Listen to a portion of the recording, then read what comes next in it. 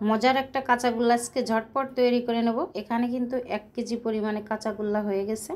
তা আমি এটাকে সুন্দর করে রেখে দিচ্ছি, গরম গরমই রয়েছে, ফ্রিজে রাখিনি। ফ্রিজে রাখলে কিন্তু আরও এটা শক্ত হয়ে যাবে। তা এখানে আমি কাঁচাগোল্লাটা কিভাবে তৈরি করেছি সেটা আপনাদের সাথে শেয়ার করব। এখানে দেখেন আমি ফ্রিজে নিয়ে নিয়েছি, কতটা লোভনীয়, আর এটা খেতে কিন্তু দুর্দান্ত মজাদার।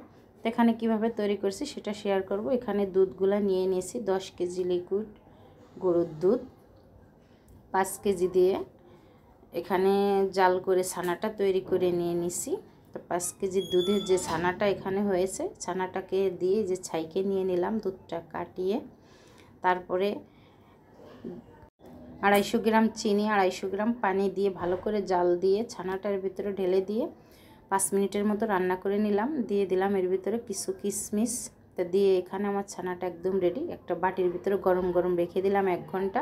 চাইলে এবার আপনি ঠান্ডা করে খেতে পারেন। তা আমার একদম কাঁচাগোল্লাটা রেডি হয়ে গেছে। ভালো লাগলে লাইক শেয়ার কমেন্ট করুন।